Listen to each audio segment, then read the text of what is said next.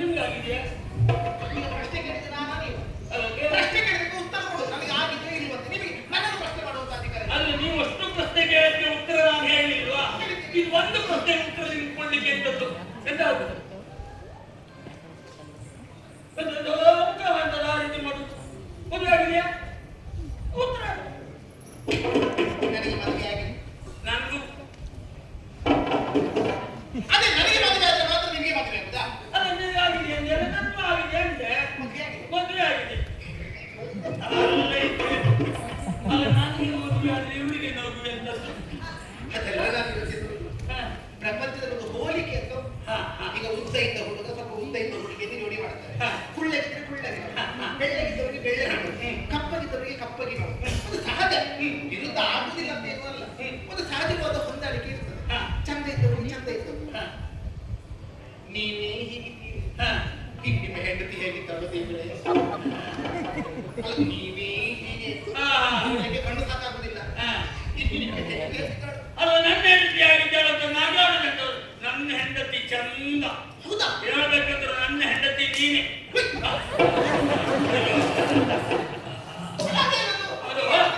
ಒಂದು ಹೋಲಿಕೆ ಹೋಲಿಕೆ. ನನ್ನ ಹೆಂಡತಿಯನ್ನೊಂದು ನಿಮ್ಮ ಹತ್ರ ನಿಲ್ಸಿದೆ. ಇಬ್ಬರಲ್ಲಿ ನೀನೇ ಯಾರು ಅವಳು ಯಾರು ಹೇಳಲಿಕ್ಕೆ ಆಗುದಿಲ್ಲ. ಪಕ್ಕದ ನೀನೇ ಅಂತ ನಾನು ಮಾತಾಡಲು ಮಾಡಿದ್ದೇನೆ. ಅಷ್ಟು ಇದೇ ತರ. ಅಯ್ಯೋ, ನೀವು ಹೇಳಿದ್ರಿ ಮೊದಲು ಚಂದ ಇದ್ದೆ. ಹೌದು. ಆವಾಗ ಚಂದ ಇರುವಾಗ ಇಡೀ ಒಬ್ಬರ ಹಾಗೆ 7 ಜನ ಇರ್ತಾರೆ ಅಲ್ವಾ? ಹಾಗಾಗಿ ನನ್ನ ಹಾಗೆ ಕೈ ಇರ್ಬೋದು. ಅದೌದು. ನಿಮ್ಮ ಹೆಂಡತಿ ಎಲ್ಲಿದ್ದಾರೆ?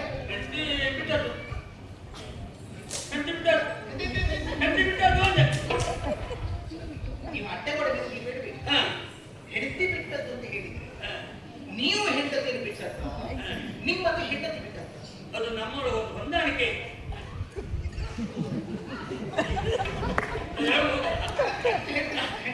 ಅದು ನನ್ನನ್ನು ಹೆಂಡತಿ ಬಿಟ್ಟದ್ದು, ಹೆಂಡತಿಯನ್ನು ನಾನು ಬಿಟ್ಟದ್ದು. ಒಂದು ಹೊಂದಾಣಿಕೆ. ನೀವು ಹೇಳೋದು ಬೇಡ, ನನಗೆ ಅರ್ಥ ಮಾಡಿದ್ರೆ ಯಾಕೆ ಗೊತ್ತಾ? ಹೆಣ್ಣಿನ ಮನಸ್ಸು ಚಂಚಲ. ನೀವು ಆಡಿದ್ರಿ ಮೊದಲು ಶ್ರೀಮಂತನಾಗಿದ್ದೆ, ಚಂದನ ರೂಪ ನನಗಿತ್ತು, ಉತ್ತಮ ಕುಲವಿತ್ತು ಎನ್ನುವ ಹಾಗೆ. ಮಧ್ಯಂತರದಲ್ಲಿ ದರಿದ್ರತನ ಬಂತು, ಬಡತನ ಬಂದು ಇಂತಹ ಒಂದು ಕುರೂಪವು ಬಂದಿರುವ ಹಾಗೆ ಅವಳು ಯೋಚನೆ ಮಾಡಿದ್ರು. ನೀವು ಚಂದ ಇರುವಾಗ, ಶ್ರೀಮಂತಿಕೆ ಇರುವಾಗ ನಿಮ್ಮನ್ನು ಮದುವೆ ಆದರು. ನಿಮಗಿಂತ ಬಡತನ ಬಂದು ಇಂಥ ವಿಕಾರವಾಗುವಾಗ ಇಂಥ ಕುರೂಪಿ ಗಂಡ ನನಗೇಕೆ ಎನ್ನುವ ಹಾಗೆ ಬಿಟ್ಟು ಎಲ್ಲಿಯೂ ಓಡಿ ಹೋಗಿದ್ದಾಳೆ ಕಾಣುತ್ತದೆ. ಹೆಣ್ಣಾವು ಗಂಡ ಹೇಗಿದ್ರು ಹೆಣ್ಣು ಗಂಡನಿಗೆ ತಿಳಿಯಬೇಕು. ಅವನು ನನ್ನ ಕೈಗೆ ಸಿಗಬೇಕಿತ್ತು. ನಾನಿಗೆ ಸ್ವಲ್ಪ ಕಡಿವಾಣ. ನನ್ನ ಹೆಂಡತಿಗೆ ಬೈವಷ್ಟು ಧೈರ್ಯ ನಿಮಗಿಲ್ಲ. ಆಗಿಲ್ಲ. ನನ್ನ ಹೆಂಡತಿಯನ್ನು ನಾನು ಬಿಟ್ಟರೆ ಅಥವಾ ಅವಳು ನನ್ನ ಬಿಟ್ಟರೆ ಅವಳಿಗೆ ಬೈವಷ್ಟೇ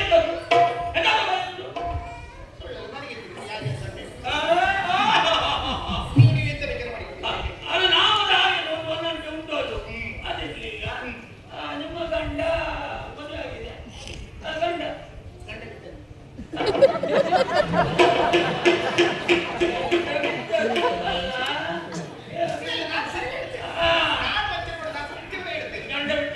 ನನ್ನನ್ನೇ ನನ್ನ ಗಂಡ ಬಿಟ್ಟು ಹೋದ ಕಾರಣ ಅಲ್ಲ, ನಿನ್ನ ಗಂಡ ಬಿಟ್ಟು ಹೋದ. ನನ್ನನ್ನೇ ನನ್ನ ಗಂಡ ಬಿಟ್ಟು ಹೋದ.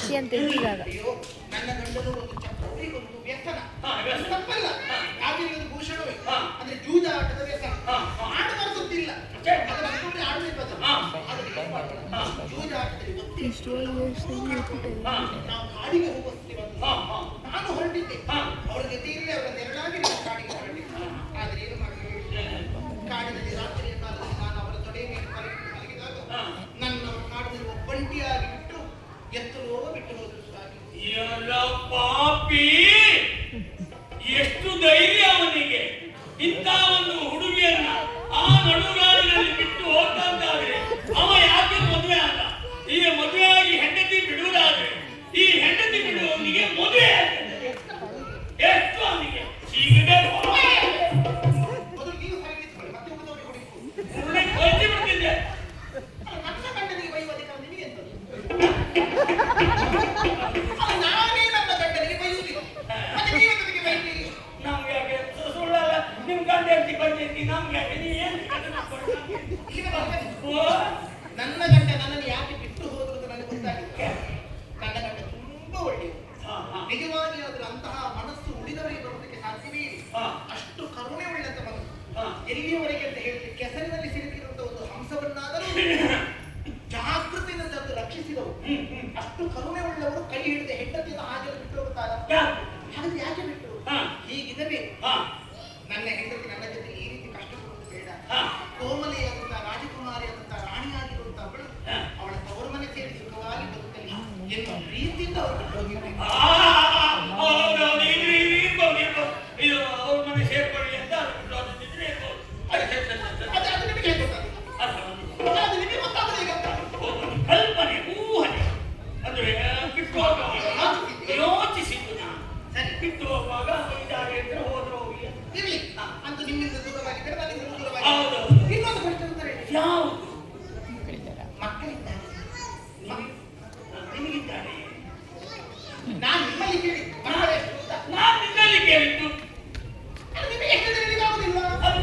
ಹೇಳಲಿಕ್ಕೆ ಆಗುದಿಲ್ವಾ? ನಾನೊಂದು 25 ಮಕ್ಕಳು. ನಾನೊಂದು 75.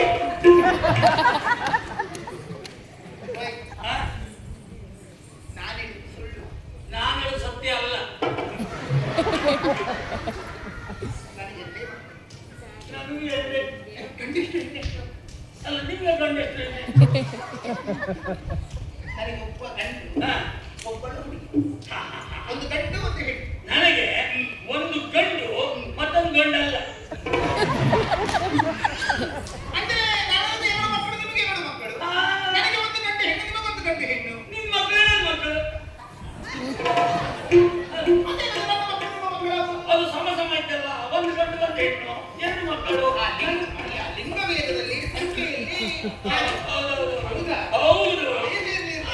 ಈಗ ನಾನು ಯಾರು ಹೋಗ್ತಾ ಇದ್ದೀನಿ? ಇಷ್ಟೆಲ್ಲ ಕೇಳಿದೆ ಜನ, ತಾವ್ಯಾರು ಗೊತ್ತಾಗ್ಲಿಲ್ವಲ್ಲ? ನನ್ನ ಪರಿಚಯ ಆಗ್ಲಿಲ್ವಾ? ಇಲ್ಲ. ನಾನಿವತ್ತಿನ ಮದುಮಗಳು. ಆ? ನೀವೇ ಮಾತಾಡಿದೆ.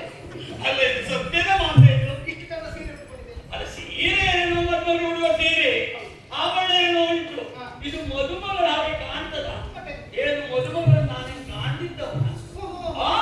ನಾನು ಮಾಡಿದ ಮದುಮಗಳನ್ನು. ನಿಮ್ಮ ಮದುವೆ ವೈಭವ. ನನ್ನ ಮದುವೆಯಲ್ಲಿ ನನ್ನ ಹೆಂಡತಿ ಮದುಮಗಳಿಗಾಗಿ ಬರುವಾಗ ಎಲೆ ಹಾಕಿ, ಎಲೆ ತುಂಬ ಹೂ ಮುಡಿದು, ಮೈ ತುಂಬ ಆಭರಣ ಹಾಕಿ, ಬಟ್ಟೆ ಸೀರೆ ಉಡಿಸಿ ಬರುವಾಗ ನೆನಪುಂಟು ನಿಮಗೆ? ಮತ್ತೆ ಇದು ಮದುಮಗಳ ಮುದಿಮಗಳಿಂದ ಮುದುಕೆ ಕಾಣ್ತೇನೆ. ಅಲ್ಲ, ಕೇಳಬೇಕಿದು ಇದು ಮದುಮಗಳ ಕಾರಣ. ನಾನು ಮದುಮಗಳೇ. ಅದು ಯಾಕೆ ಹೆಚ್ಚು ಅಲಂಕಾರ ಮಾಡಿಕೊಂಡಿಲ್ಲ ಅಂದ್ರೆ ಒಮ್ಮೆ ಮದುವೆ ಆಗಿದೆಯಲ್ಲ ನನಗೆ, ಆ ಹೊಸ ಮದುವೆ ಆಗುವಂತ ಸಾಕಷ್ಟು ಅಲಂಕಾರ ಮಾಡಿಕೊಂಡಿದ್ದೆ. ಈಗ ಇದು 2ನೇ ಮದುವೆ ಅಲ್ವಾ, ಹಾಗಾಗಿ ಇಷ್ಟೇ ಸಾಕು, ಇಷ್ಟರಲ್ಲೇ ಇದ್ದೆ. ಹೌದಾ? ಈ ಒಂದುಂಟು, ಮದುವೆ ಆಗಬೇಕಾದ್ರೆ ಹುಡುಗ ಬೇಕಾ ಬೇಡವಾ? ಅಲ್ಲ, ಅದೇ ಇಲ್ಲೆಲ್ಲ ಇವರೆಲ್ಲ ಯಾರು ಇವರೆಲ್ಲ ಇದ್ದಲ್ಲ ಹುಡುಗರು. ಈ ಭೂಪರು. ಹೌದು, ಎಷ್ಟು ಜನ ಸೇರಿದ್ದಾರೆ. ಅವರು ಭೂಪರ, ಹಾ. ಅವರು ಭೂಪರಲ್ಲ, ಮತ್ತೆ? ಅವರು ಕರುವರು. ಆದರ್ಮದಲ್ಲಿ ಮನವೋ, ಆದರ್ಮದಲ್ಲಿ ಮನವೋ, ಸಮವಥ ಮೊಡಮೊಡಮೋ, ಈಗ ನೋಡು ಮುಸುಡೀರ್ಪು, ಈಗ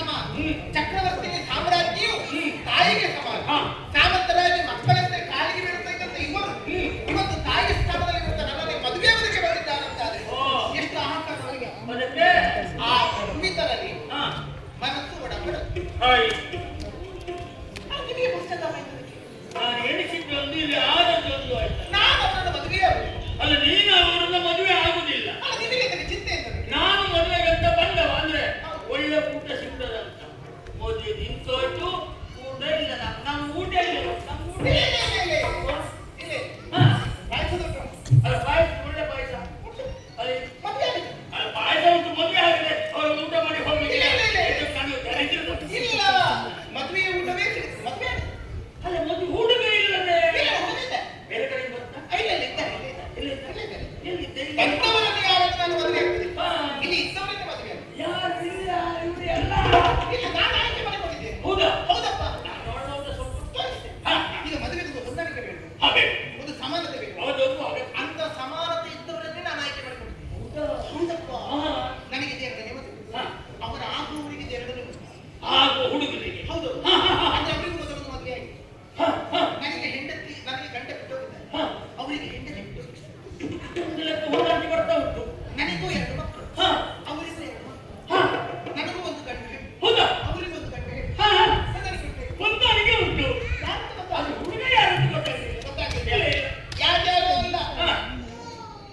ಈಗ ನಿಮ್ಮಲ್ಲಿ ಮನವು ಹುಟ್ಟುತ್ತಿದೆ. ಹಾ. ನಾನು ನಿಮ್ಮನ್ನೇ ಮೆಚ್ಚಿಕೊಂಡಿರುವುದು. ನಾನು ಹೇಗೆ ಆ. ಆಗಬಹುದೇ? ಆ. ಹೌದಾ? ತರುಣಿ ಮೋಗ ಯಾಕೀಗ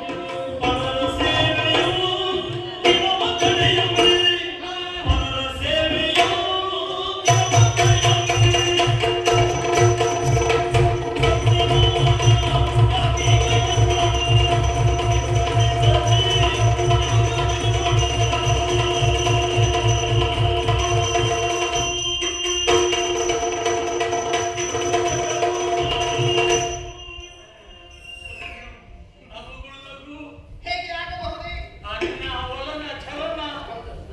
ಹೋಗಿ ಹೋಗಿ ಹೋಗಿ ಹೊಸ ಹುಡುಗಿ ಎಷ್ಟೆಲ್ಲ ಮಾಡ್ಲಿಕ್ಕೆ ಆಗಲಿಲ್ಲ. ಹಾ. ಆದ್ರೂ ಸ್ವಲ್ಪ ಆದ್ರೂ ಹೊಸಬರನ್ನು ಹಾಕೊಳ್ಬೇಕು ನಿನ್ನ ಮುಂದೆ. ಅಯ್ಯ ನಿಮಗೆ ಒಪ್ಪಿಲ್ಲ ಅಂತ. ಅಲ್ಲ ನನಗೆ ಒಪ್ಪುದು ಕತೆ ಅಂತೀನಿ. ಹಾ. ನಾನು ಎಲ್ಲಿಯೋ ಹುಡುಗ ಅಂತ ಎಣಿಸಿದ್ದು. ಹಾ, ನೀನೆ ಹೋಗಿ ಹೋಗಿ ನನ್ನ ಕಾಲಿಗೆ ಉರುಳಾಗಿದ್ದ. ಉರುಳಾಗಿದ್ದಲ್ಲ, ಕುತ್ತಿಗೆ ನನ್ನ ಕುತ್ತಿಗೆ ರಾಜದೇವಿಗಿರಿ ಅಂತ ಹೇಳಿದ. ಅಲ್ಲ ಅದು ಹೇಳಿದ್ದೇನು ಹೌದು. ಹಾ. ಈ ಮದುವೆ ಅಂತ ಹೇಳಿದ್ರೆ ಮಕ್ಕಳಾಟಿಕೆ ಅಲ್ಲ ಬಲ್ಲ, ಮಕ್ಕಳ ಆಟಿಕೆಯಲ್ಲಿ ಮದುವೆಯ ಆಟ ಆಡ್ತಾರೆ. ಆಡ್ತಾರೆ ನೀನು ಗಂಡ, ನಾನು ಹೆಣ್ಣು. ಅಂತ. ಮತ್ತೆ ಮಾಡ್ಬೇಕು. ಇದಲ್ಲ ಮತ್ತೆ ಮದುವೆ ಅಂತ ಹೇಳಿದ್ರೆ ಒಂದು ಹೊಂದಾಣಿಕೆ ಬೇಕು. ಬೇಕು ಬೇಕು. ಹೇಗೆ ಹೇಗೆ ಒಂದು ರೂಪದ ಸಾಮ್ಯತೆ ಬೇಕು. ಬೇಕು. ಈಗ ರೂಪ ನಾನು ನೀನು ಮದುವೆ ಆಗಿ ದಾರಿಯಲ್ಲಿ ಹೋಗುವಾಗ ನೋಡಿದವರು ಹೇಳಬೇಕು, ಏನು? ನೋಡಿ ನೋಡಿ ಅಲ್ಲೊಂದು ಜೋಡಿ ಹೋಗ್ತಾ ಉಂಟು, ಪ್ರತಿಮನ್ಮತರಾಗಿದ್ದಾರೆ ಅಂತ. ಹೌದು. ನಾನು ನೀನು ಮದುವೆಯಾಗಿ ಮುಟ್ಟೆ ಹೋದ್ರೆ ಹೇಳ್ತಾರೆ ಏನು? ಅಲ್ಲಿ ಒಂದು ಜೋಡಿ ಹೋಗ್ತಾ ಉಂಟು, ಹುಡುಗಿ ನೋಡಿದ್ರೆ ಮದುವೆ ಆಗಿದ್ದಾಳೆ, ಅವಳ ಗಂಡ ಒಲೆ ಬದಿಯಲ್ಲಿ ಬಿಸಿ ಬದಿ ಬಿದ್ದ ಮುಸಿಗೆ ಗಂಡ. ನೀನು ರೂಪ ಯಾರಿಗೆ ಬೇಕು? ಓ ಚಂದದ ರೂಪ ಉಂಟು ಅಂತ ಬೆಳ್ಳಗೆ ಮಾಡಿಕೊಂಡು ಏನು ಕೆಲವರೆಲ್ಲ ಓಡಾಡೋದು ನೋಡ್ಬೇಕು. ಮುಖಕ್ಕೆ ಒಂದು ಬಿಸಿ ಗಂಜಿ ಬಿದ್ದರೆ ಮತ್ತೆ ಮುಖ ನೋಡ್ಲಿಕ್ಕೆ ಆಗ್ಲಿಕ್ಕೆ ಹಾ ಹಾ ಮಾತ್ರ ಅಲ್ಲ, ಹಾ. ಯೌವನ ಎನ್ನುವುದು ಇಳಿದು ಹೋಗುವ ಹೊಳೆಯ ನೀರಿನಂತೆ. ಹಾ. ಹೊಳೆಯಲ್ಲಿ ಮಳೆಗಾಲದಲ್ಲಿ ಪ್ರವಾಹ ಬರುತ್ತದೆ. ಹಾ. ಎಷ್ಟು ಕಾಲ? ಹಾ. ಒಂದು 2-3 ಋತುಗಳು ಮಾತ್ರ. ಹಾ. ಮತ್ತೆ ಉಂಟ ಆಯ್ತು. ತೊಲಗುತ್ತದೆ. ಹಾ. ಹಾಗೆಲ್ವ ಒಂದು 15-20ರಿಂದ 30-35 ತನಕ ಚಂದ. ಹಾ, ಹಾ. ಮತ್ತೆ ಎಲ್ಲ ಋತುಗಳು ಬೀಳುತ್ತದೆ ಗೆರೆ. ಮತ್ತೆ ಚಂದ. ಈ ರೂಪದ ಕಥೆ ಬೇಡ. ರೂಪ ಬೇಡ. ನಿಮಗೆ ಏನು ರೂಪ ಬೇಡ ಅಂತ ಆದ್ರೆ ನಾನು ಯಾಕೆ ಹೇಳುದು? ಅಂತ. ಆ ಅಂತಸ್ತಿನಲ್ಲಿ ಹಾ. ಈ ಮದುವೆ ಆದ ಮೇಲೆ ಒಂದು ಹೆಂಡತಿ ಹೊಟ್ಟೆಯನ್ನಾದ್ರೂ ಹೊರಗೆ ಬೇಡ. ಬೇಕಪ್ಪ. ನನ್ನ ಹೊಟ್ಟೆಯನ್ನೇ ನಾನು ಹೊರಲಿಕ್ಕಾಗದೆ ಹಾ. ಇದು ಹೊರಲಿಕ್ಕೆ ಪರರ ಕೂಲಿಗೆದವನಾಗಿ ಕೆಲಸ ಮಾಡ್ತಾ ಇದ್ದೇನೆ. ನೀನು ಋತುಪರ್ಣನ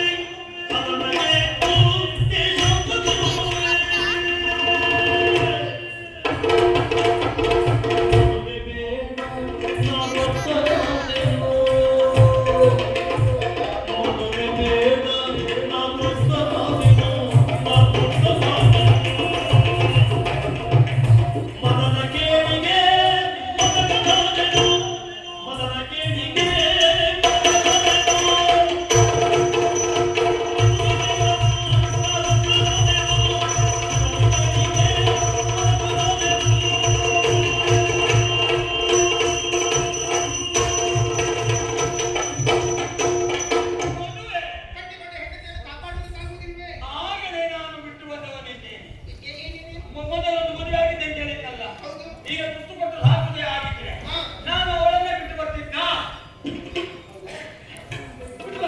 ಹಾಗಾದ್ರೆ ನೀವೇ ಹೆಂಡತಿ ಬಿಟ್ಟು ಬಂದದ್ದು, ನಿಮ್ಮನ್ನ ಹೆಂಡತಿ ಬಿಟ್ಟದಲ್ಲ. ಅದು ಯಾವಾಗಲೂ ಅಷ್ಟೇ ಸಾಕು. ಬಹಳ ಸುಳ್ಳೇ ಹೇಳ್ತಾ ಇದ್ದವರಿಗೆ ಸತ್ಯ ಹೇಳಿ ಕಷ್ಟ ಆಗುತ್ತೆ, ಸತ್ಯವನ್ನೇ ಆಡುತ್ತಿದ್ದವರಿಗೆ ಸುಳ್ಳು ಹೇಳಲಿಕ್ಕೆ ಆಗುದಿಲ್ಲ. ತನಗೆ ತಿಳಿಯದೆ ಸತ್ಯ ತಾನಾಗಿ ಹೊರಬರ್ತದೆ. ನೀವೇ ಹೆಂಡತಿ ಬಿಟ್ಟದ್ದು. ಅಪ್ಪೋದೆಲ್ಲ ಕನಸತ್ತಾನೆಗೆ ಬರುವುದಂತ ಒಪ್ಕೊಳ್ಳ ಅಷ್ಟೇ ಅಷ್ಟೇ. ನಾವೆಲ್ಲ ಹಾಗೆ ಹಾಗೆ ಮಾಡಿದ್ರೆ ಏನು ಗ್ರಾಮದಿಂದ ಆಯ್ತು. ಈಗ ಮದುವೆ ಅಂತ ಹೇಳಿದ್ರೆ ಮದುವೆ ಆಗ್ತದೆ ಹೌದಾ? ಗಂಡ ಹೆಂಡತಿ ಆಗ್ತದೆ ಹೌದಾ? ಸಾಯಂಕಾಲ ಆಗ್ತದಾ? ಬೆಳಗಾಯ್ತು ಮತ್ತೆ ಸಂಜೆ ಆಗುತ್ತದೆ. ಸಾಯಂಕಾಲ ಆದ್ಮೇಲೆ ರಾತ್ರಿ ಆಗ್ತದಾ? ಬೆಳಿಗ್ಗೆ ಆಗಿರ್ತದೆ, ಸಂಜೆ ಆಗಿರ್ತದೆ, ರಾತ್ರಿ ಆಗಿರ್ತದೆ. ರಾತ್ರಿ ಆದ್ಮೇಲೆ ಮೊದಲು ಕೋಣೆ ಹತ್ರ ಮದುವೆ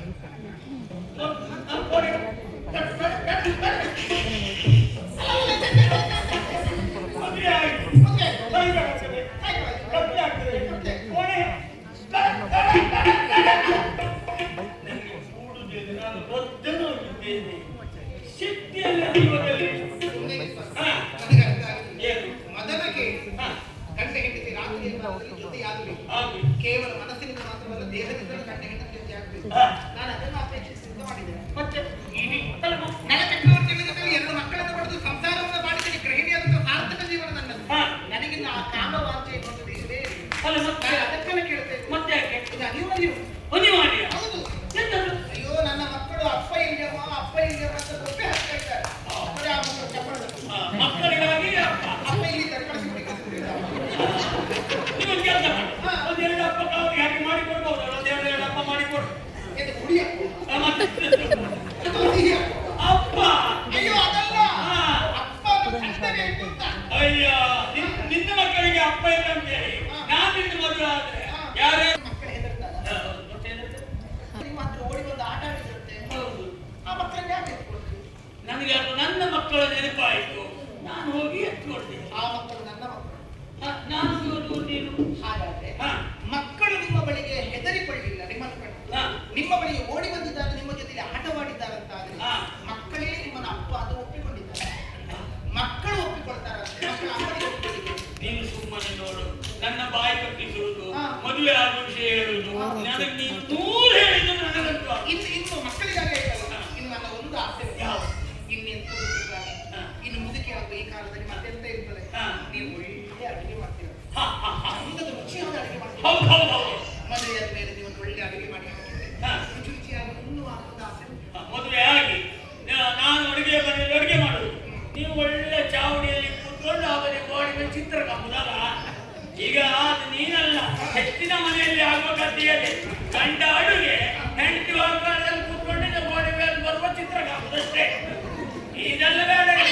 ಹೆಂಡತಿಗೆ ಅಡುಗೆ ಮಾಡಲಿಕ್ಕಾಗುತ್ತದೆ ನೋಡಿ, ಊರಲ್ಲಿದ್ದ ಸಾವಿರ ಜನರಿಗೆಲ್ಲ ಗಂಡಸಿಗೆ ಅಡುಗೆ ಮಾಡಿ ಹಾಕುತ್ತಾರೆ. ಹೆಂಡತಿಗೆ ಇಷ್ಟ ಅಡುಗೆ ಮಾಡಲಿಕ್ಕಾಗುತ್ತದೆ. ಹೆಸರುವಾಸಿಗಳಿಗೆ ಬಟ್ಟೆ ಹೌದು, ನಾವು ಮನೆಯಲ್ಲಿದ್ದವರಿಗೆ ಮಾಡುವ ಬಟ್ಟೆ ಅಲ್ಲ. ಊರಿನಲ್ಲಿದ್ದವರು ಸಾವಿರ ಲಕ್ಷ ಜನರಿಗೆ ಅಡುಗೆ ಮಾಡುವವ ನಾನು. ಏನಿದ್ರು ಮನೆಯಲ್ಲಿ ಗಂಡ ಗಂಡ ಮನೆಯಲ್ಲಿ ಗಂಡನೇ ಹೆಂಗ್ ಅಡುಗೆ ಮಾಡೋದು ಹೆಂಗಸರೆ. ನೀವು ಮದುವೆ ಆಗುದು ಮದುವೆ ಆಗುದೇ ಆಗುದೇ ಆಗುದೇ ನಾ ಬೇಡವೇ ಬೇಡವಾ? ಅದು ಬೇಡ ಅಂತ ಹೇಳಿಲ್ಲ, ನಾವು ಒಪ್ಪೆ ಆಗ್ತೇವೆ. ಯಾರ್ಯಾರಲ್ಲೋ ಇಷ್ಟು ವಿನೋದವಾಗಿ ಮಾತನಾಡುವುದು ಉಳಿದವರಿಗೆ ಆಶ್ಚರ್ಯವಾಗಬಹುದು. ಮಿತಭಾಷಿಯಾಗಿರುವಂತಹ ನಾನು ನಿಮ್ಮನ್ನು ಕಂಡಾಗ ಇಷ್ಟು ಮಾತಾಡಿದ್ರೆ ಯಾಕೆ ಬೇಡ? ನೀವು ಯಾರೆನ್ನುವಂತ ಸತ್ಯ ನನಗೆ ಅರ್ಥ ಆಗಿಯೇ ನಾನು ಇಷ್ಟು ಮಾತಾಡ್ತಾ ಇದ್ದೀನಿ. ನಿಮ್ಮನ್ನು ಬಹಳವಾಗಿ ನಾನು ಪರೀಕ್ಷೆಯನ್ನು ಮಾಡಿದ್ದೇನೆ. ಆದ್ದರಿಂದ ನಿಮ್ಮಲ್ಲಿ ಹೇಳ್ತಾ ಇದ್ದೇನೆ, ಇನ್ನೂ ವಂಚನೆ ಮಾಡಬೇಕು. ನೀವು ಯಾರೆನ್ನುವ ಸತ್ಯ ನನಗೆ ಅರ್ಥ ಆಗಿದೆ. ನನ್ನ ಅರಸನಾದಂತ ನಳಚಕ್ರವರ್ತಿ ನೀವು ಎನ್ನುವುದನ್ನು ತಿಳಿದೇ ನೀವು ಮತ್ತೆ ನನ್ನನ್ನು ಮದುವೆಯಾಗಿದ್ದು ಕೇಳ್ತಾ ಯಾರು? ನಾನು ನಾನು ಭಾವುಕ ಅಲ್ಲ, ನಳ. ಅದೇ ಭಾವುಕ ಅಲ್ಲ ನಳ. ನಾನು ನಳ ಅಲ್ಲ ಭಾವುಕ. ಅದೇ ನಳ ಅಲ್ಲ ಭಾವುಕ. ಅಯ್ಯೋ, ನನಗೆ ಈ ಹೆಂಗಸರ ಮುಂದೆ ಮಾತಾಡುವಾಗ ಸ್ವಲ್ಪ ತಪ್ಪಿಬ್ಬಾಗುದು. ಅದೇನಿಲ್ಲ, ನೀವು ಭಾವುಕ ಅಲ್ಲ ನಳ. ನಾನು ನಳ ಅಲ್ಲ ಭಾವುಕ. ಅದೇ ನಳ ಅಲ್ಲ ಭಾವುಕ. ನನಗೆ ಮತ್ತೆ ನಾನು ನಳ ಅಲ್ಲ ಭಾವುಕ. ಒಪ್ಪುದಿಲ್ವಾ? ಜಾಣತನ ಮಾಡ್ತೀರಾ? ಜಾಣತನ ಮಾತಾಡ್ತೀರಾ? ಏನು ಆ ಜಾಣತನ ನನಗೆ ಗೊತ್ತಿಲ್ಲ ಅಂತ ಮಾಡಿದ್ದೀರಾ? ನಾನು ಜಾಣತನದ ಮಾತುಗಳನ್ನು ಆಡಬಲ್ಲೆ, ಆದ್ರೆ ನಾನು ಕಲಿತದ್ದಲ್ಲ, ನೀವೇ ಕಲಿಸಿಕೊಟ್ಟದ್ದು. ನೀನೇ ಕಲಿಸಿದ ಜಾಣ ನುಡಿಗಳ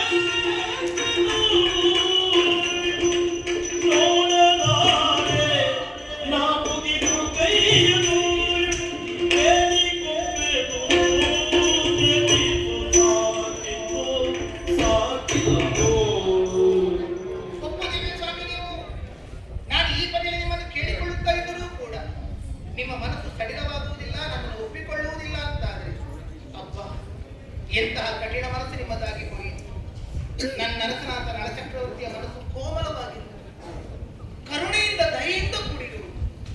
ಪ್ರಾಣಿ ಪಕ್ಷಿಗಳಲ್ಲಿ ಅತಿಯಾದ ದಯವುಳ್ಳಂತ ನಳಚಕ್ರವರ್ತಿ ಹೆಂಡತಿಯ ಕುರಿತಾಗಿ ಇಷ್ಟು ನಿಷ್ಠುರನಾಗುತ್ತಾನೆ, ಇಷ್ಟು ಕಠೋರನಾಗುತ್ತಾನೆ. ಜಾಣತನದ ಮಾತುಗಳನ್ನು ಆಡುತ್ತಾ ಇದ್ದೀರಲ್ಲ, ನಿಮ್ಮನ್ನು ಗೆಲ್ಲುವುದಕ್ಕೆ ನನಗೆ ಸಾಧ್ಯವಿಲ್ಲ ಸ್ವಾಮಿ. ಯಾಕಂದ್ರೆ ಷಡಾಗಮಜ್ಞ ಭೂಪಾಲ ಯಾರು ಕೇಳಿದರೆ ಅವನು ನಳಚಕ್ರವರ್ತಿ, ಪೃಥ್ವಿ ಮೂರಕ್ಕೆ ನಳತರಪರು. ಈ ಹೆಸರನ್ನು ಯಾವ ಭೂಪತಿಗಳೂ ಪಡೆದಂತಿಲ್ಲ. ದೇವತೆಗಳು ಸಂಪ್ರೀತಿಯಿಂದ ಕೊಟ್ಟಂತ ಮಾತು, ದೇವತೆಗಳ ವಿಶೇಷವಾದ ವರವನ್ನು ಪಡೆದ ಶಾಸ್ತ್ರಜ್ಞರಾದಂತ ನೀವು ಆಡಿದರೆ ಎಷ್ಟು ಬೇಕಾದರೂ ಮಾತುಗಳನ್ನಾಡಬಹುದು. ಆದರೆ ಯೋಚನೆಯನ್ನು ಮಾಡಿಕೊಂಡು ಯಾರನ್ನೇ ಆಗಿರಲಿ ನಾವು ಮೆಚ್ಚಿಸಬೇಕಾದದ್ದು ಮಾತಿನಿಂದಲಲ್ಲ, ಮನಸ್ಸಿನಿಂದ ಮೆಚ್ಚಿಸಬೇಕು. ಆದರೆ ನಿಮ್ಮ ಮನಸ್ಸನ್ನು ಮೆಚ್ಚಿಸುವುದಕ್ಕೆ ನನಗೆ ಸಾಧ್ಯವಾಗದೆ ಹೋಯಿತಲ್ಲ. ನೀವು ಒಪ್ಪಿರುವಂತಹ ಈ ದಮಯಂತಿ ನಿಮಗೆ ಬೇಡವಾಗಿದೆ. ಆ ಹೊತ್ತಿಗೆ ದೇವತೆಗಳ ದೂತನಾಗಿ ನನ್ನ ಅಂತಃಪುರದವರೆಗಾಗಿ ಬಂದಿರಲ್ಲ, ಹೇಳಿದಿರಿ ನೀನೇ ದಮಯಂತಿ ಎನ್ನುವ ಮೋಹನಾಗಿ ಈ ಹುಚ್ಚುತನಗಳೇಕೆ, ಹುಟ್ಟು ಸಾವುಗಳಿಗೆ ಕಟ್ಟು ಬಿದ್ದಂತ ಮನುಷ್ಯನನ್ನ ಅಂತ ನಳನನ್ನು ಮದುವೆಯಾಗದಿರು, ಸದಾ ಚಿರಾಯುಗಳಾಗಿ ತೇಜಸ್ ಶರೀರವನ್ನು ಹೊಂದಿಕೊಂಡಂತ ದೇವತೆಗಳನ್ನು ಮದುವೆಯಾಗ. ಏನಾಡಿದ್ದೆ ನಿಮ್ಮಲ್ಲಿ ನಾನು ಮರೆತಿರ? ವರ ನಿಪುಣ ಕೇಳು ತರ ಬರಿದ ಸತಿಯನ್ನು ಪರರಿಗೆ ಅನುಸಂಧಾನ ಗೈವ ನೀರುವರೆ ಬ್ರಹ್ಮದಲ್ಲಿ ಅರೆಗಳಿಗೆ ಒಂದೊಂದು ಬುದ್ಧಿಯ ವಿರತಿಸುವರೆ ನಾನಿನ್ನಂತೆ ಭಂಡಳೆ ನಳ ನೃಪಾನಲ್ಲದೆ ಅನ್ಯ ಕುರಿಗಳನ್ನು ಸರ್ವತಾ ಅನುವರಿಸಿ. ನಿಮ್ಮ ಮೇಲೆ ನಾನಿಟ್ಟಂತ ಪ್ರೀತಿಯ ಏನು ನಾನು ನೀವು ಮುಖ ನೋಡಿ ಪ್ರೀತಿಸಿದ್ದೆ. ಹಂಸ ತಂದುಕೊಟ್ಟ ಚಿತ್ರಪಟ, ನನ್ನ ಸ್ನೇಹಿತನಾದಂತ ಗಿಳಿ ತಂದುಕೊಟ್ಟ ಚಿತ್ರಪಟ. ಹಾಗಾದ್ರೆ ಪಕ್ಷಿಗಳು ನಮ್ಮನ್ನು ಜೊತೆಗೂಡಿಸಿದ್ದಾರೆ ಅಂತ ಹೃದಯ ಸಂಬಂಧ ನನ್ನ ನಿಮ್ಮದು. ಈ ಹೃದಯ ನಿಮಗೆ ಬೇಡವಾಗಿದೆ. ಎಂತ ಕಲ್ಲು ಮನಸ್ಸಿನವರು ನೀವಾಗಿರಿ. ಏನು ಅಪರಾಧ ಮಾಡಿದ್ದೇನೆ ನಾನು ನಿಮಗೆ? ಜೂಜಾಟದಲ್ಲಿ ಎಲ್ಲವನ್ನ ಕಳಕೊಂಡು ನಾನು ಸೋತು ಬಿಟ್ಟಿದ್ದ ಮನೆಯಂತಿ ಎಂದು ಹೇಳಿದಾಗ ನನ್ನ ಮೈ ಮೇಲಿನ ಆಭರಣಗಳನ್ನೇ ನಿಮಗೆ ನಾನು ಕೊಟ್ಟೆನಲ್ಲ. ನಾನಲ್ಲಿ ಕೆಟ್ಟ ಗುಣದ ನಿಮಗೆ ಕಾಣಿಸಿದ್ದೆ. ಇಂಥ ಪಟ್ಟೆ ಸೀರೆ 16 ಗುಣದ ಸೀರೆ ಉಡುತ್ತಿರುವಂತ ನಾನು ಮಾನವ ಜೊತೆಗೆ ಆ ತುಂಡು ಬಟ್ಟೆಯನ್ನು ಉಟ್ಟುಕೊಂಡನಲ್ಲ.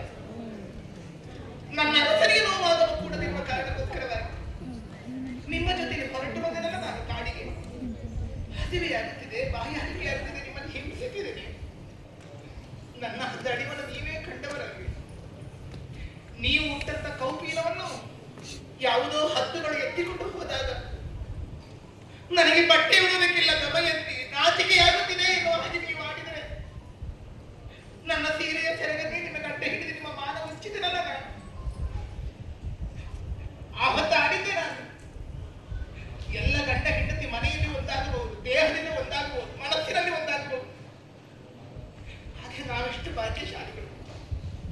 ಯಾವ ಗಂಡ ಹೆಂಡತಿಗೂ ಒಂದೇ ಬಟ್ಟೆ ಇಲ್ಲ, ಆದ್ರೆ ಗಂಡ ಹೆಂಡತಿ ಆದ್ರೆ ನಮಗೊಂದೇ ಬಟ್ಟೆ ನಾ ದೇವರು ಕೊಟ್ಟಿದ್ದಾರೆ. ಆದ್ರೆ ನೀವೇನು ಮಾಡಿದ್ರಿ? ಭರವಸೆಯಿಂದ ವಿಶ್ವಾಸದಿಂದ ನನ್ನ ಗಂಡ ಇದ್ದಾನೆ ಅಂತ ಆ ಕಾಡಿನಲ್ಲಿ ನಾನು ಮಲಗಿಕೊಂಡಿದ್ರೆ ನನ್ನನ್ನು ಬಿಟ್ಟು ಹೋದ್ರಲ್ಲ. ಅದ್ರ ಮೊದಲು ಒಂದು ಕಲ್ಲಾದ್ರೂ ನನ್ನ ತಲೆ ಮೇಲೆ ಹಾಕಿ ಹೋಗಬಾರ್ದಾಗಿದ್ದೀನಿ. ಅಲ್ಲಿಯೂ ನಾನುಟ್ಟ ಸೀರೆಯ ಸೆರಗನ್ನೇ ಹರಿದು ನಿಮ್ಮ ಮಾನ ಮುಚ್ಚತೆ ಕೊಟ್ಟುಕೊಂಡು ಹೋದೆ. ನನಗೆ ಕಣ್ಣೀರು ಒರೆಸುವುದಕ್ಕೆ ಸೆರಗು ಇಲ್ಲದಂತೆ ಮಾಡಿಬಿಟ್ಟಲ್ಲ ನೀವು. ಹೌದು ಸ್ವಾಮಿ, ಒಂದು ಹೆಣ್ಣಿನ ಸೆರಗಿರುವುದು ಮಕ್ಕಳ ಮೈ ಒರೆಸುವುದು, ಮಕ್ಕಳನ್ನ ಅಳುವರಿಸುವುದು, ಅದು ಬಿಟ್ಟರೆ ತನ್ನ ಕಣ್ಣೀರು ಒರೆಸುವುದು, ತಪ್ಪಿದರೆ ಗಂಡನಿಗೆ ಹಾಸುವುದಕ್ಕೆ. ಆ ಕಾಡಿನಲ್ಲಿ ನಾನೆಷ್ಟು ಕಷ್ಟಪಟ್ಟು ಗೊತ್ತೇ ನಿಮಗೆ? ಹೆಬ್ಬಾವು ನನಗೆ ನುಂಗಿತು. ಯಾವನೊಬ್ಬ ಕಾಡ ಕಿರಾತ ನನ್ನನ್ನು ಬದುಕಿಸಿದ, ನನ್ನನ್ನು ಉಳಿಸಿದ ಪುಣ್ಯಾತ್ಮ ಅಂತ ಕೈ ಮುಗಿದರೆ ನನ್ನ ಮೈ ಮೇಲೆ ಕೈ ಇಪ್ಪುವುದಕ್ಕೆ ಬಂದ ಆ ಕಾಡ ಕಿರಾತ ಸರಸ್ವತಿ ದೇವಿಯನ್ನು ಪ್ರಾರ್ಥನೆ ಮಾಡಿ ಕಣ್ಣು ಬಿಟ್ಟು ನೋಡಿದರೆ ಸುಟ್ಟು ಬೂದಿಯಾಗಿ ಹೋದ. ಆನೆಗಳು ನುಗ್ಗುತ್ತಾ ಬಂದವು. ಗಣಪತಿಯನ್ನು ಪ್ರಾರ್ಥಿಸಿದರೆ ಪತಿವ್ರತ ಧರ್ಮದಿಂದಲಾಗಿ ಆನೆಗಳು ಹಿಂಸೆ. ಎಷ್ಟು ಕಷ್ಟಪಟ್ಟೆ ನಿಮ್ಮನ್ನು ಕಾಣಬೇಕು ಎನ್ನುವ ಹಾಗೆ. ನೀವು ಅಯೋಧ್ಯೆಗೆ ಇರುವಂತ ವಿಚಾರವನ್ನು ತಿಳಿದು ಇಷ್ಟೆಲ್ಲ ಮಾಡಿ ನಿಮ್ಮ ನಿತ್ಯವರಿಗಾಗಿ ನಾನು ಬರೆಸಿಕೊಂಡೆ. ಒಮ್ಮೆ ನಿಮ್ಮನ್ನು ಕಾಣಬೇಕು ಎನ್ನುವ ಹಾಗೆ, ನಿಮ್ಮನ್ನು ಕೇಳಿಕೊಳ್ಳಬೇಕು ಎಂದು. ಈಗ ನಿಮಗೆ ಬೇಡ ಅಲ್ಲ, ಈಗಲೂ ನೀವು ಸತ್ಯ ಹೇಳುತ್ತಿರುವಲ್ಲ. ನೋಡಿ, ನೀವು ರಥ ನಡೆಸಿಕೊಂಡು ಬರುತ್ತಿದ್ದರೆ ರಥದ ಚಕ್ರಗಳು ತಿರುಗುತ್ತಿರುವಾಗ ಮೇಘಗರ್ಜನೆಯ ಶಬ್ದ ಉಂಟಾಗುತ್ತದೆ. ನಳಚಕ್ರವರ್ತಿ ರಥ ಓಡಿಸುವಾಗ ಮಾತ್ರ ಆ ಶಬ್ದ ಬರುವುದು. ಉಳಿದವರು ರಥ ಓಡಿಸುವಾಗ ಆ ಶಬ್ದ ಬರುವುದಿಲ್ಲ. ಅಲ್ಲಿ ನವಿಲುಗಳು ಗರಿಬಿಚ್ಚಿ ಕುಣಿಯುತ್ತಿದೆ. ನಾನು ಆ ಹೊತ್ತು ವಾರ್ಷ್ಣೆಯರಲ್ಲಿ ನಮ್ಮ ನಿಷೇಧದ ರಥವನ್ನು ಕುದುರೆಗಳನ್ನು ಕಳಿಸಿಕೊಟ್ಟಿದ್ದೇನೆ, ಆ ಮಕ್ಕಳನ್ನು ಕಳಿಸಿಕೊಟ್ಟಿದ್ದೇನೆ. ಆ ನೀವು ಸಾಗಿದ ನಿಮ್ಮ ಪ್ರೀತಿಯ ಕುದುರೆಗಳು ನಮ್ಮ ಲಾಯದಲ್ಲಿದೆ. ನೀವು ಓಡಿಸುತ್ತಿರುವ ರಥಚಕ್ರದ ಶಬ್ದವನ್ನು ಕೇಳಿ ಅವುಗಳು ಸಂತೋಷದಲ್ಲಿ ಕೆನೆಯುತ್ತಿವೆ, ಕುಣಿದಾಡುತ್ತಿವೆ. ನನ್ನ ಅರಸ ನಳ ಬಂದಿದ್ದಾನೆ, ನಮ್ಮ ಮೈ ಚಪ್ಪರಿಸುತ್ತಿರುವ ನಳಚಕ್ರವರ್ತಿ, ನಮ್ಮೊಡೆಯ ಬಂದ ಅಂತ ಕುದುರೆಗಳು ಕೆನೆಯುತ್ತಾ ಉಂಟು. ಕುದುರೆಗಳಿಗೆ ಅರ್ಥವಾಗದಿಲ್ಲ, ಅದು ಚದುರೆಗೆ ಅರ್ಥವಾಗುವುದಿಲ್ಲ ಅಂತ ಮಾಡಿಕೊಂಡಿಲ್ಲ. ಒಂದು ಪ್ರಾಣಿಗೆ ಅರ್ಥವಾಗುವಂಥದ್ದು ಮನುಷ್ಯರಾದ ನನಗೆ ಗೊತ್ತಾಗುವುದಿಲ್ಲ ಅಂತ ಮಾಡಿಕೊಂಡಿಲ್ಲ. ಕೈ ಮುಗಿಯುತ್ತೇನೆ. ಈ ರೂಪವನ್ನು ಕಾಣಲಿಕ್ಕೆ ನನಗೆ ಸಾಧ್ಯವಾಗುತ್ತಿಲ್ಲ. ಯಾವ ಬ್ರಹ್ಮನೂ ಇಂತಹ ರೂಪವನ್ನು ಸೃಷ್ಟಿಸಲಾರ. ಆದರೆ ದಯಾಳುವಾದಂತ ನೀವು ಇಷ್ಟು ನಿಷ್ಠರಾಗುತ್ತೀರಿದ್ದಾದರೆ, ನಿಮಗೆ ನಾನು ಬೇಡ ಅಂತ ಆದರೆ ಇನ್ಯಾಕೆ ನಾನು ಈ ಪ್ರಪಂಚದಲ್ಲಿ ಬದುಕಬೇಕು? ಹೆಂಡತಿ ಬದುಕಬೇಕಾದ ಗಂಡನಿಗೋಸ್ಕರವಾಗಿ. ಕೈ ಹಿಡಿದ ಗಂಡನಿಗೆ ಹೆಂಡತಿ ಬೇಡ ಅಂತ ಆದರೆ ಒಂದು ಉಪಕಾರ ಮಾಡ್ತೀರಿ. ಒಂದು ಉಪಕಾರ, ಒಂದಿಷ್ಟು ವಿಷವನ್ನಾದರೂ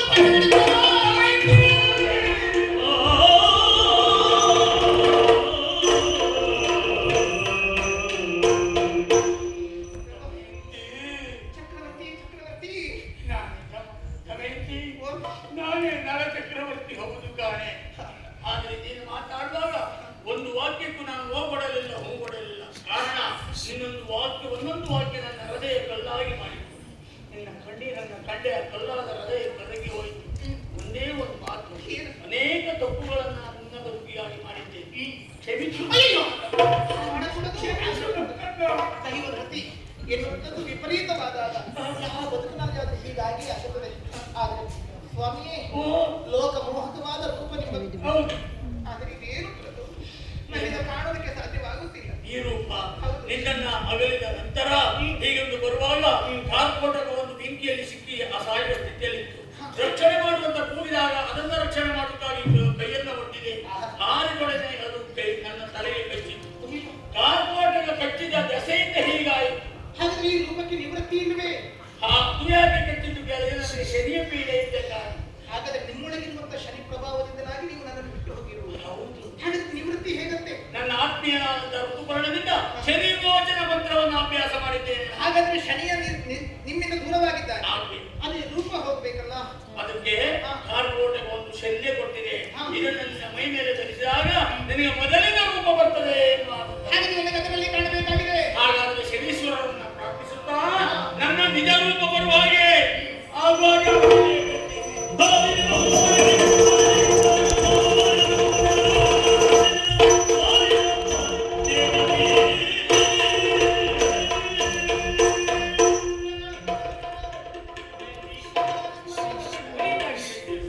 ನೋಡಿದೀಯ, ಹಣೆ ಬರವನ್ನು ಯಾರಿಂದಲೂ ತಪ್ಪಿಸುವುದಕ್ಕಾಗುವುದಿಲ್ಲ ಎನ್ನುವುದಕ್ಕೆ ನಾವೇ ಸಾಕ್ಷಿಯಾಗಿದ್ದೇವೆ. ಹೌದಲ್ಲ? ಆ ವಿಧಿ ಬರೆದಂತಹ ರೀತಿಯಲ್ಲಿ ನಾವು ನಡೆಯಲೇಬೇಕು.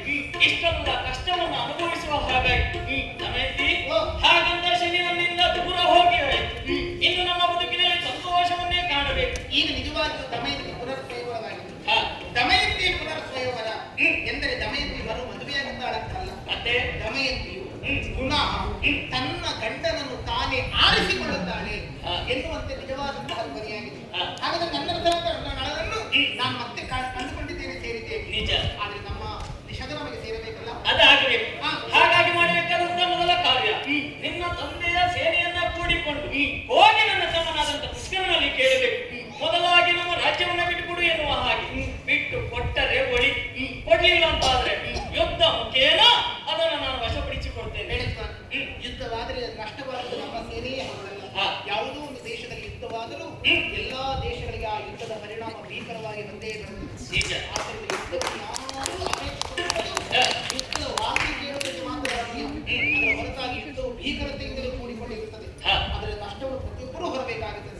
ಒಂದು ಕೆಲಸ ಮಾಡೋಣ, ಹೇಗೆ ನಿಮ್ಮನ್ನು ಒಂದು ಜೂಜಾಟಕ್ಕೆ ಆಹ್ವಾನಿಸಿದ್ದಾನೋ ಅದೇ ರೀತಿ ಹೊತ್ತಿಗೆ ಚಕ್ರವರ್ತಿ ಪೀಠದಲ್ಲಿರುವ ಅವನನ್ನು ಮತ್ತೆ ಜೂಜಾಟಕ್ಕೆ ಕರೆದವನು ಬರಲೇಬೇಕು. ಹೇಗೂ ಋತುಪರ್ಣ ಮಹಾರಾಜನಿಂದ ಅಕ್ಷವಿದ್ಯೆಯನ್ನು ಕಲಿತವರು ನೀವು. ಆದ್ದರಿಂದ ಗೆಲುವು ನಿಮ್ಮ ಪಾಲಿಗೆ ಆಗುತ್ತದೆ. ಇನ್ನು ನಮ್ಮ ಬದುಕಿನ ಮಾತ್ರವೇ ಅಲ್ಲ, ಇಂದ್ರದೇವನ ವರವೂ ಇದೆ. ಕಳೆದುಕೊಂಡಂತ ಸಂಪತ್ತು ಮರಳಿ ಸೇರುವಂತ ಹೊತ್ತಿನಲ್ಲಿ ದ್ವಿಗುಣವಾಗಲಿ ಎನ್ನುವ ಹಾಗೆ ನಿಜ. ದೇವತೆಗಳ ವರವು ಪಡಿಸುವುದೇ ಅಲ್ಲ ಅಲ್ವಾ? ದಮಯಂತಿ, ಇಲ್ಲಿನವರೆಗಿನ ನಮ್ಮ ಕಷ್ಟ ಜೀವನ ಮುಗಿಯಿತು. ಇನ್ನು ನಮ್ಮದು ಸಂತೋಷದ ಜೀವನವನ್ನ ಸುಖಮಯವಾಗಿ ಸಾಗಿಸೋಣ. ಇನ್ನು ಮುಂದೆ ಯಾರೇ ಆಗಲಿ ಪ್ರಪಂಚದಲ್ಲಿ ನಳ, ದಮಯಂತಿ, ಋತುಪರ್ಣ, ಕಾರ್ಕೋಟಕ ಈ 4